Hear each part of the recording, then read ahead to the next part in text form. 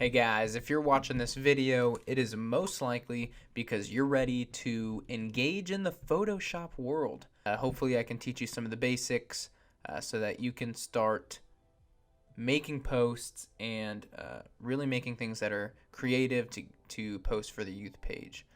So if you have not already, you need to download your Photoshop app. So this is up here, the Creative Cloud. So that's going to hold a lot of your different programs. So as you can see, we have Photoshop, Illustrator, Lightroom, Premiere. The two main ones that I use are Photoshop and Premiere. Photoshop is typically for your graphics, to manipulate photos. And so a lot of people will either use Photoshop or Illustrator when it comes to making illustrations or graphics. And then Premiere Pro is the one predominantly that High Street uses to produce any type of video that we push out. The other main one that I use is Lightroom. So this is strictly photo based. So if you are taking photos of an event or maybe it's a Sunday gathering, most likely a lot of your photo editing is going to be done in Lightroom. And the beautiful thing is they're all cross compatible. So if you edit something in Lightroom and you save it, you can actually upload it into Photoshop or Premiere. The same goes for Photoshop. If you create something there, you can also upload that same file into Premiere and into Lightroom. So that's the kind of cool thing about that. So it says here that I have to update, but for the sake of your time, we're going to skip that. So you can drop this guy down, and it should be for Macs located at the top there. And then you can either open the app or it says to update. So I've already opened it just to save us a little bit of time. So this is our main screen. As you can see down here are a lot of our past projects that we've done. Don't exactly know why all of it is there, but so you're going to move over here to your create new. So every time you're going to begin a new project, obviously you want to create something new.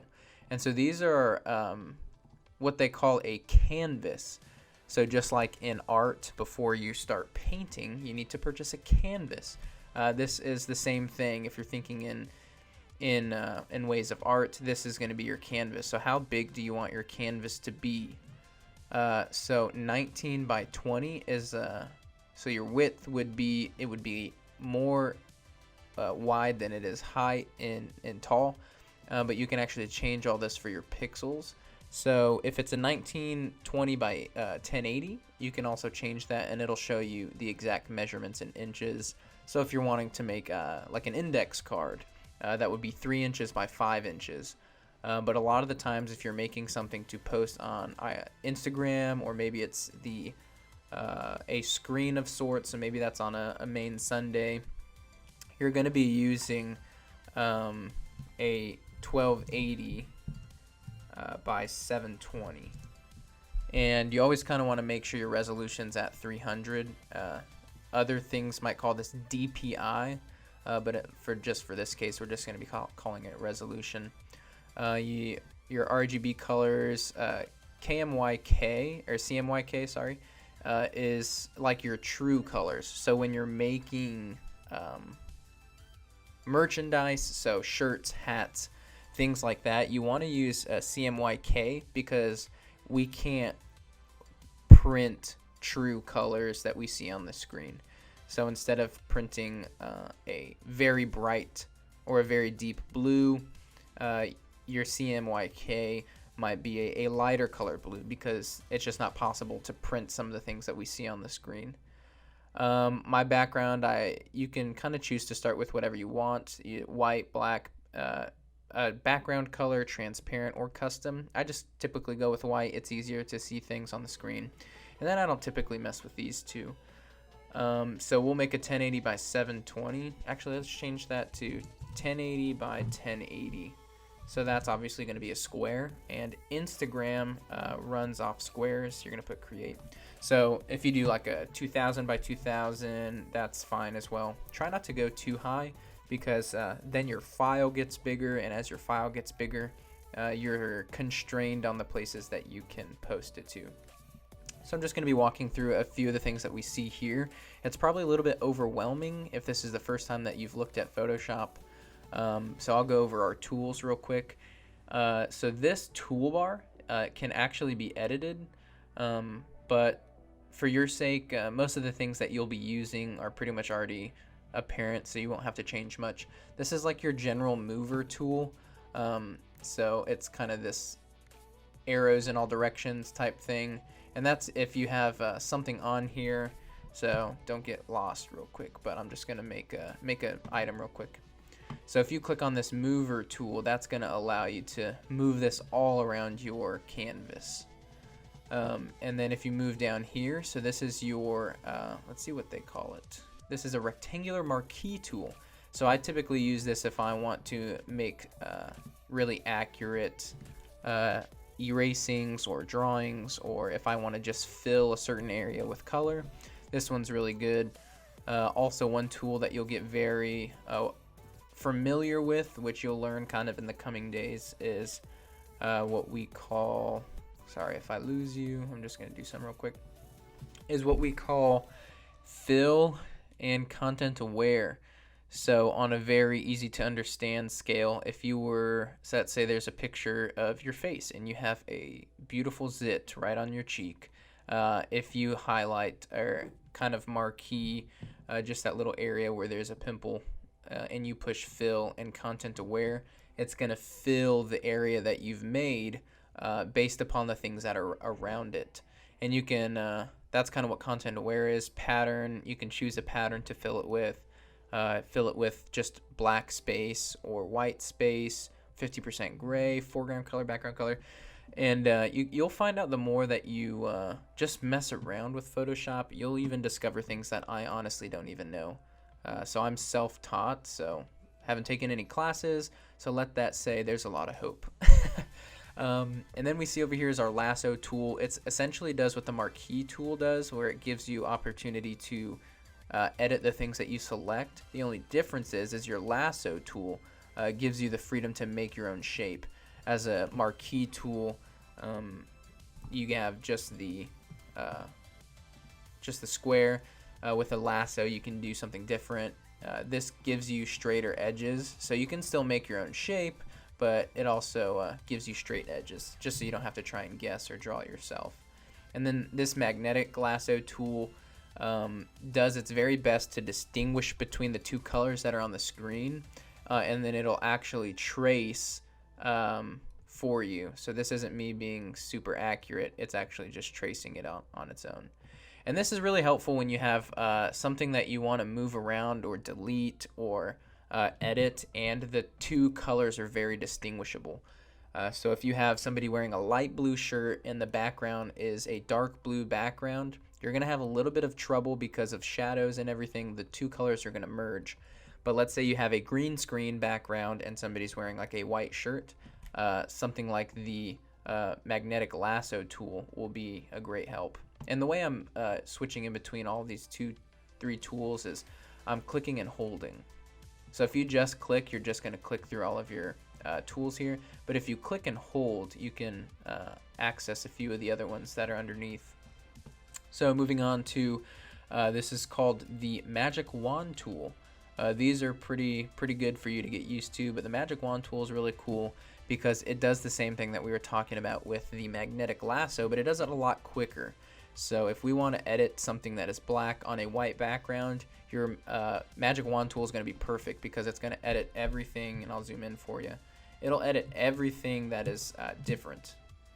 So obviously black and white is pretty easy for the computer to distinguish between.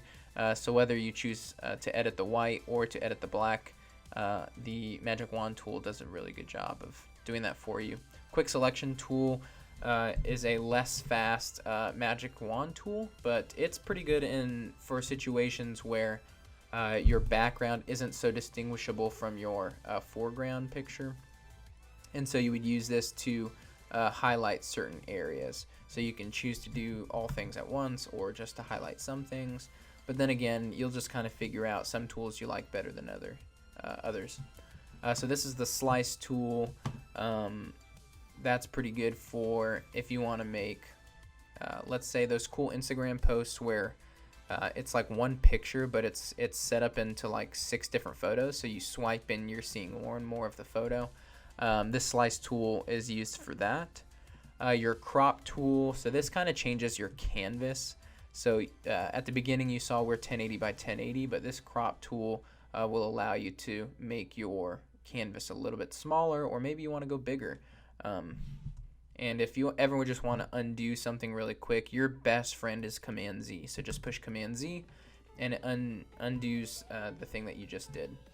Then we have over here your frame tool. And if you want something to, basically it's what we'll be talking about later. It's called a layer mask. I like using layer masks, but this is basically a shortcut of sorts. But I don't use it very much. So if you find a way to use it, man, great for you. This is your eyedropper tool, which allows you to pick a specific color in a photo. So I'll just open up our Finder real quick, and I will find a photo for us to put in here. So let's see. We're just gonna go with that's Owen. Owen's just fantastic. Let's use this pineapple pizza graphic. So we have an arrangement of different colors. We're just gonna push this check mark here to indicate that we want that on our canvas. And so over here is our layers. So if you think of let's think of this layers as a cake. So some cakes have many different layers to them. Maybe you have different fruit layers in between. Think of this as the same thing. So if you look at the cake from a bird's eye view, you're just going to see the top layer. And that's pretty much what you're seeing here. It's just the top layer. So I can rename this, let's say pizza graphic. Well, Gaffic. Well, we won't fix that. And so this is the top layer that you're seeing. When you hide the top layer, or for instance, if you cut off the top layer of the cake, you're going to see what's underneath that. And what was underneath that is what we started with, is just this this regular rectangle. These little eyeballs on the side here do exactly what you think they do, and they let you see or don't see the certain layer. So if you're thinking of a cake top down, you're going to start to see layers. So if we want to use that, for instance, our marquee tool, and we just wanted to cut out a random square, what we would make sure that we would have to do is that we're clicking on the appropriate layer. So this gives you the opportunity to edit certain layers without affecting other layers. So if we use this marquee tool on our top pizza layer graphic and we push delete, we have to make it a rasterized layer. And we just push delete, what it's going to do is it's like it's cutting a square from the top of the cake, and so you end up seeing what's underneath it. And then of course Command Z if you don't want to go through with that. And then kind of moving on, this eyedropper tool. So if we wanted over here, this is the colors that we're working with. So you can pick a color that you would want, and then use one of your tools to use that, or you can pick a color that you see here. So you notice I touch on the blue and I click over here, you're going to get that same sort of blue, this red, this brown. So pretty much anything that you click with this eyedropper tool, it'll give you the true color of what you see. This helps when maybe you see something online that you want to mimic, or if you have graphics that need to look the same. Obviously you don't want every graphic a different shade of red. It makes it look very unprofessional and like you kind of don't know what you're doing. So this eyedropper tool just helps make sure that you're getting the exact colors that you want. This next excuse me, this next color tool is called the spot healing brush. So that's essentially a faster way of doing the excuse me, a faster way of doing the pimple illustration that I was talking about the other day. And so you can use this on smaller things to essentially make them disappear. Then you have your brush tool. So this one does exactly what you think. I'll hide these layers just so you can see what we're doing. It's a brush. And so over here is opacity. Basically opacity just means how transparent it is. So if you have 100% opacity, it's going to be your true color. If you move it down to, and you can type this in, 50, that's going to be 50% opacity. Look, it's you can essentially see through it. And then moving on for our tools, we have this clone stamp tool. So essentially, well, the description right here says paints with pixels from another part of the image. So that would be if you wanted to like clone what it is that you see. So here we're going to do our history brush tool. I don't typically use this one all that much or all that often. So if you find a way to use that to your advantage, go for it. This is your classic eraser tool. Now what I want to point out to you guys is it tells you here eraser tool and then in parentheses E. These are what they call hotkeys. So you could go through all of your tools and click them individually, but you'll find that the more that you get acquainted with what you want to do, you can just push your hotkeys. So right now I'm pushing the letter B, which takes you to brush, and you'll see it takes me right to the brush icon. And then I'm pushing the letter E, it takes me straight to the eraser tool. So as you progress, you'll get quicker at finding all the hotkeys so that you don't have to go over to your toolbar and individually press. You'll notice that it speeds up your production time, and any time that you can save time is obviously better. So then we move on down. So this one has a few different ones in it. The main two ones I use here are a gradient tool. So the way you use your gradient tool, it actually has a few different varying options that you can use it for.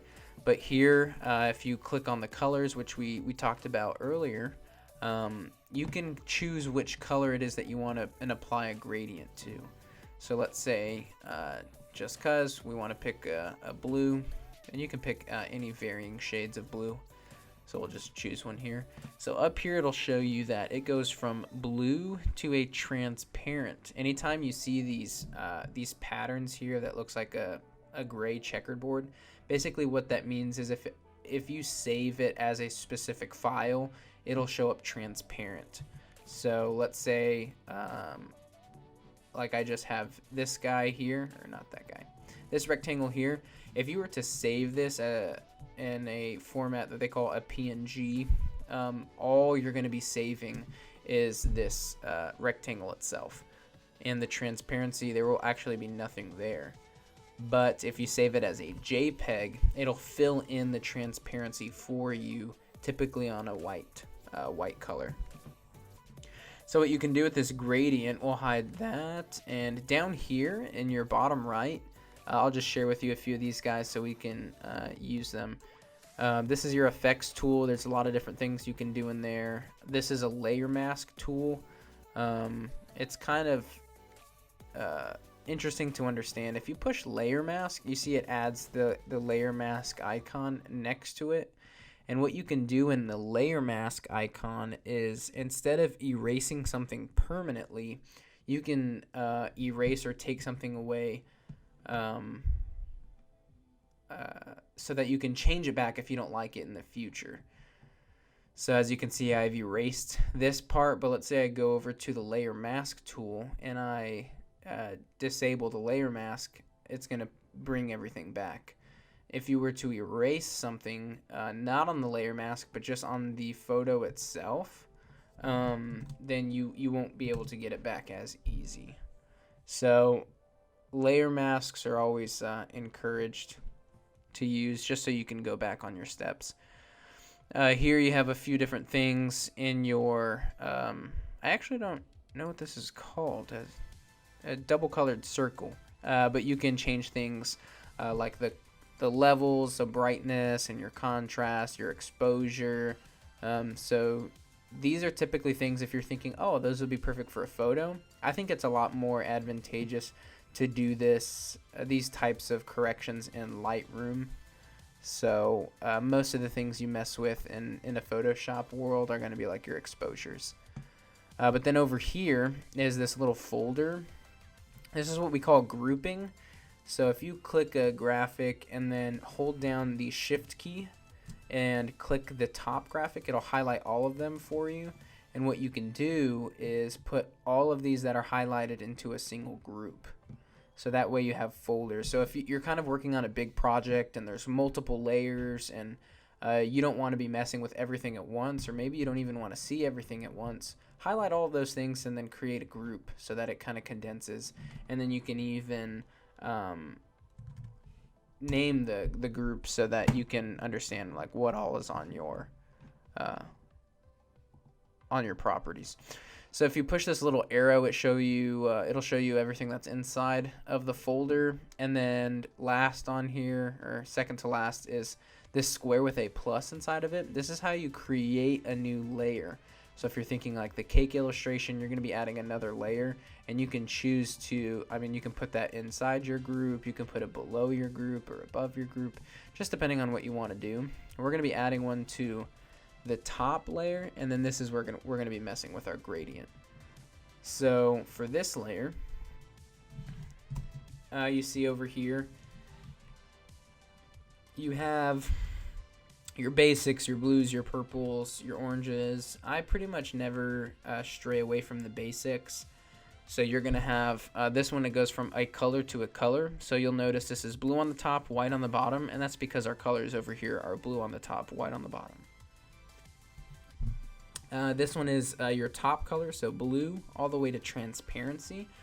I use that a lot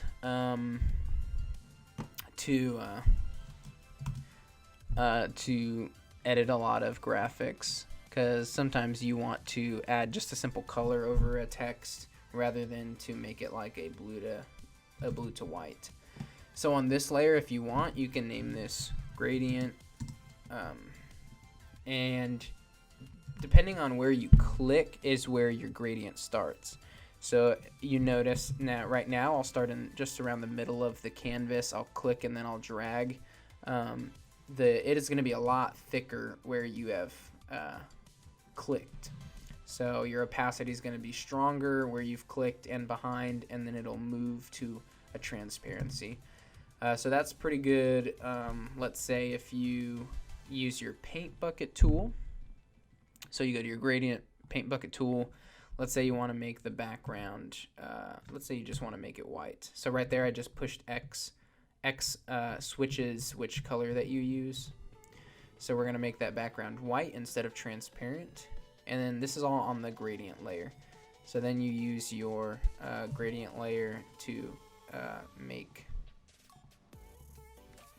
something above that. So there's a lot of different ways that you can use this. One way is like if you push T, that'll bring you to your text tool, which is just a little further down on our list. And you click, sorry about that. And you click, this is like the default lorem ipsum, is like anytime you click and don't add anything, that's what's going to be showing up. And then you can type what you need. So if we just say like photo, wow, sorry, my keyboard skills are off right now. Photoshop 101, and you push the check mark just to confirm. If you hold down Command T, you can move it around. And so if we put Photoshop 101 and we're like, oh man, I just want a really cool gradient on this, we'll name this white background, because that's what's on it. And then we'll add a layer just above that. We'll name this one the gradient layer, and make sure we have the gradient layer selected. And then we'll go over to our gradient, and then we'll make one. So if you'll notice, it is the top of our cake is the Photoshop 101.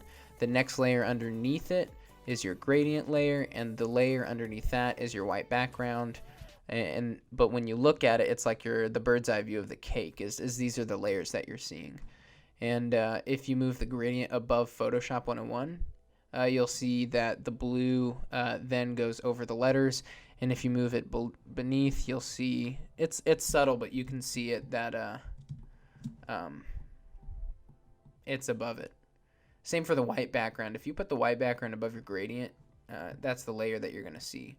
If you put white background above your Photoshop 101, you're only going to see white.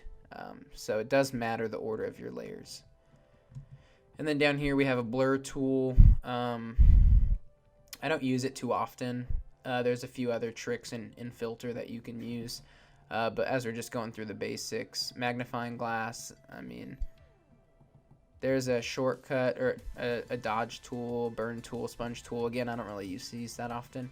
But if you hold down the option on your keyboard and then scroll, like as if you were going to scroll down a page, you can actually zoom in and out instead of like pushing Command plus or messing with your dimensions.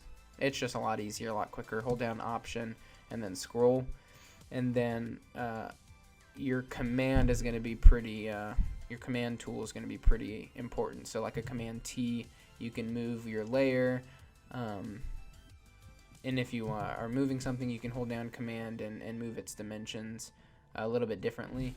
So there's just a lot of things that you will learn to figure out as you're just messing around with Photoshop. Underneath that is your text tool. So this is our Photoshop 101 layer, is our first text. If you want to add a brand new text, you just click it again, and then you can type whatever it is that you want on there. And again, if you push Command T, that'll give you the option to move it around and kind of do with it what you want. If you want to change the font, so what you'll do is you'll click, go over to your layers, double click, so it highlights. It's kind of deceiving, but right now it's just highlighting new layer. Then come up top here. So this font is called Helvetica, and you can download new fonts, and there's a way to do that, which we can have another tutorial for. But basically, this is the way that you would change your fonts. So if you just chose this one just because, oh man, that looks great. And then if you wanted to change color, again, you just double click that T. Come up here at top, you'll see this. It's right now it's just a black font, but you can change that to whatever you want. And then we have our mouse tool, which pretty much just lets you highlight or look at things. So sometimes you'll see that you're on a certain tool and you figure out like, oh man, why can't I do anything? It has this like almost do not enter logo. It's because you're on a wrong tool for doing something. If you want to just move something and you have your eraser tool on, it's going to erase. So what you would do is come over here to your mouse tool, click that, and it'll help you move things around without changing everything. This shape, it's called a shape tool, because you have a few different shapes that you can choose from: rectangle, rounded rectangle, ellipse. These are all like ones that I use a lot, actually.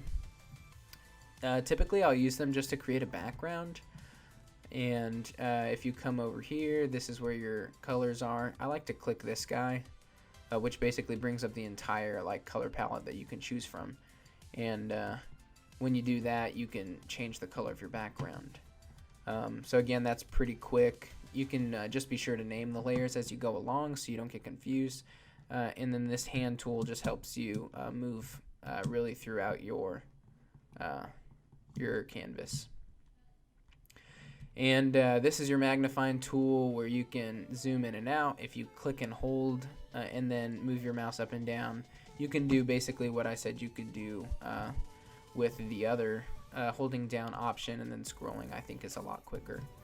And then you can edit your toolbar if you don't like the way that these are set up or you don't like the order, but that's just kind of based upon your preference. And really those are the basics of creating. What I would do, what I encourage you to do, is to go on Instagram and follow a few church accounts that maybe encapsulate the look that you want to emulate. Obviously, no things are going to be the same, but a lot of the times we get a lot of freedom, and as we're learning Photoshop, the things that we create we are proud of, but speaking from my own experience, oftentimes the things that I am proud of, a couple years later you're like, what in the world was I thinking? And so the last thing you want to do is just post something because you're proud of it when it doesn't fit into the theme or the vision of your ministry. Alright guys, congratulations, you made it through your very first video on Photoshop 101. Just to recap, we talked about the basics of Photoshop and how it runs and how it functions, and then we went over every one of our tools that Photoshop provides us with. So don't worry, practice makes perfect. You will not be a professional within the first couple things that you create, but stick to it. You guys got this. Thanks for tuning in to the first video of High Street Youth Creative Photoshop 101. We'll see you guys next time.